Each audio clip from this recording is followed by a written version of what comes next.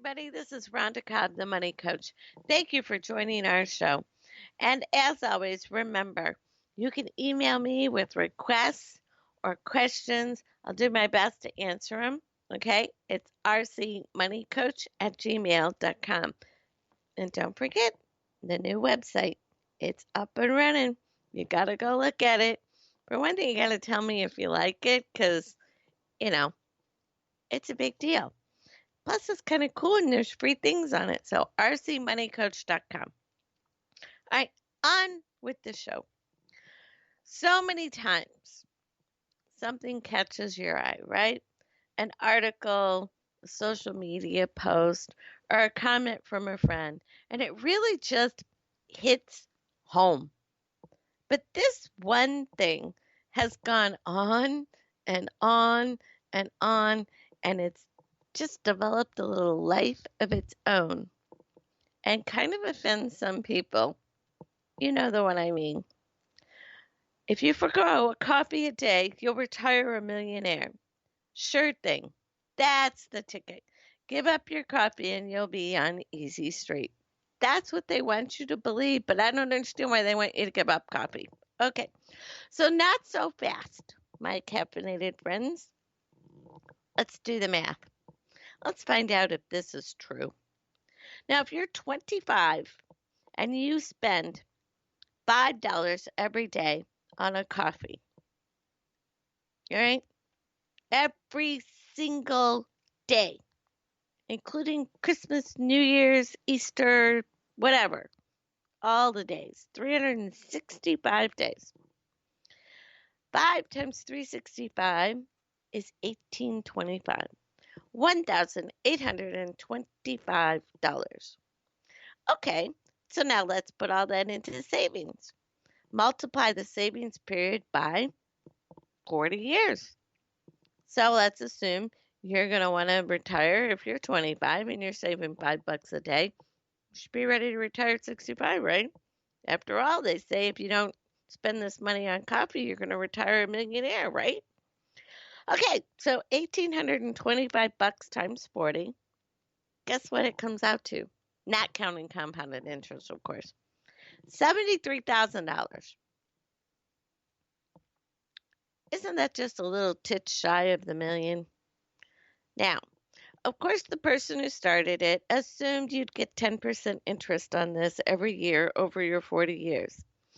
What they failed to inform us was, where do you go to get 10% interest?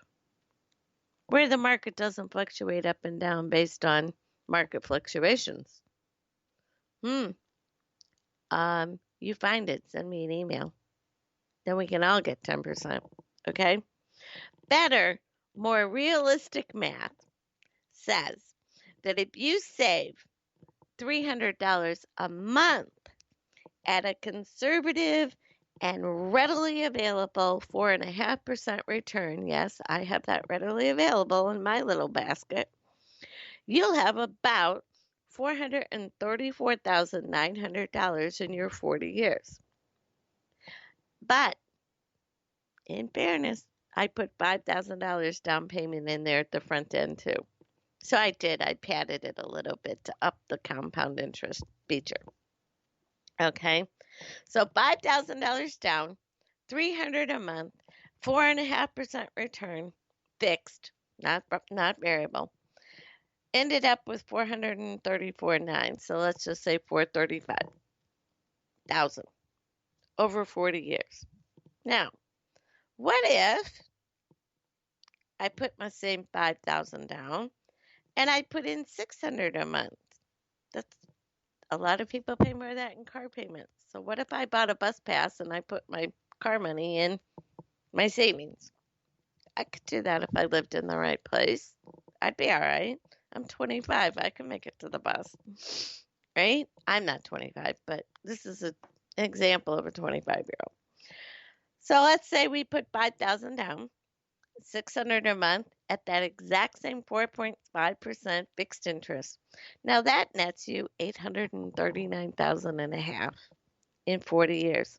Not too shabby.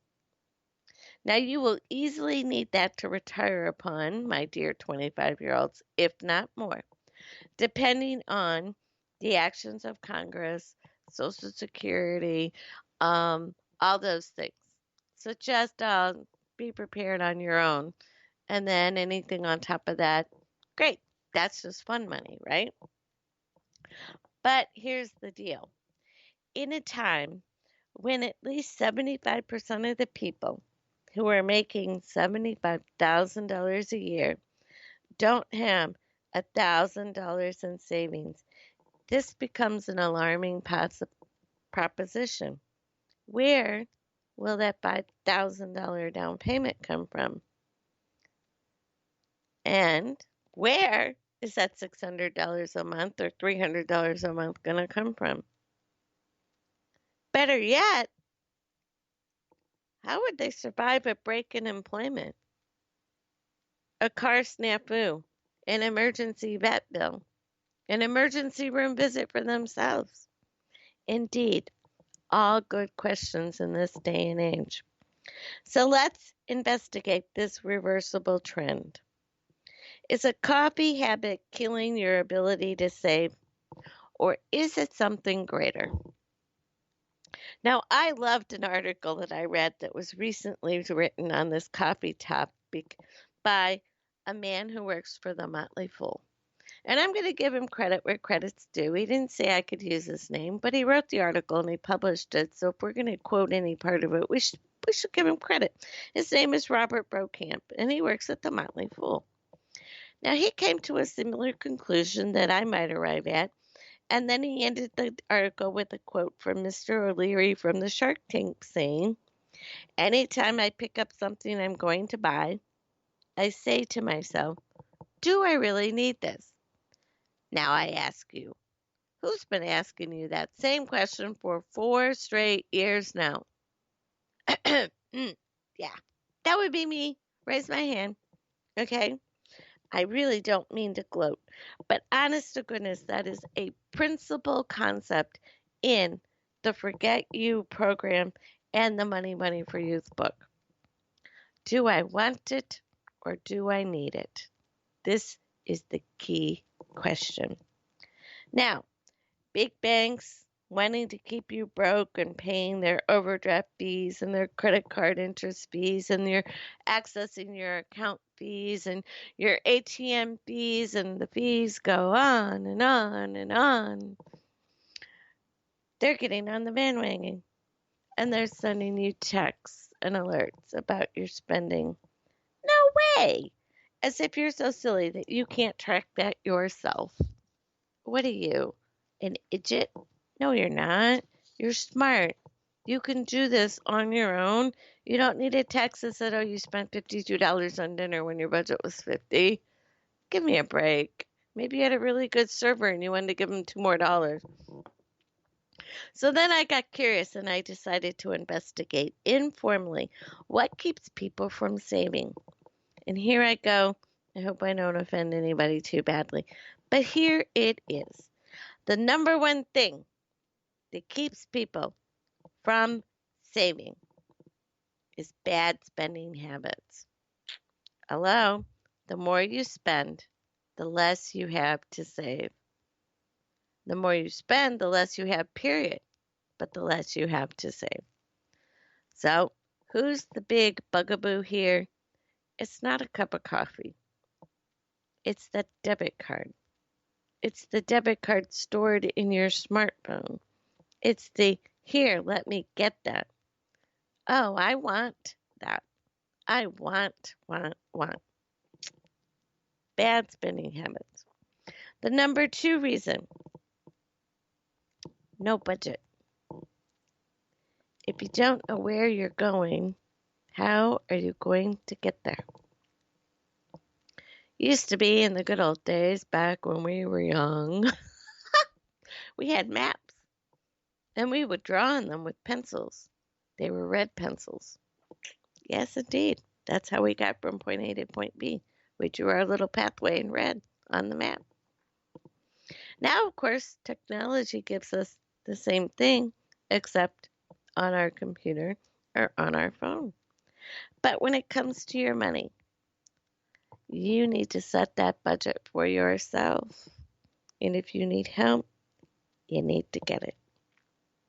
That help is not going to come from the bank that wants you to have a big credit card debt and home equity line of credit and everything else that they can charge you fees for.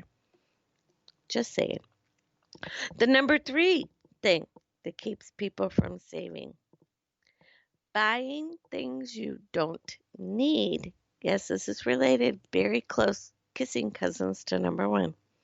And or putting them on a credit card. Like things like electronics for children and other people that don't truly need them. Cars that cost more than your house. What is up with that idea? Your car payment's $800 and your house payment's $600. That's backwards. Your car depreciates, your house appreciates. Let's reverse the trend here. Adding to the balance of your current car loan with a new car loan. It's a killer. Cars and parking places in cities with great mass transit systems. I love the city of Washington, D.C., and I love the city of Seattle. You want to know why? Because you meet people that have big jobs, big incomes on the bus, on the train. Everybody commutes. Don't be silly. Get over it. You don't need a car if you live in a big city with great mass transit. Houses that are too big and too expensive. Goes without saying. Moving frequently. Here I am guilty as charged. I have moved a number of times over the years, and one day I sat down and figured out what that cost me. Holy moly, people, take it from me. Do not emulate that.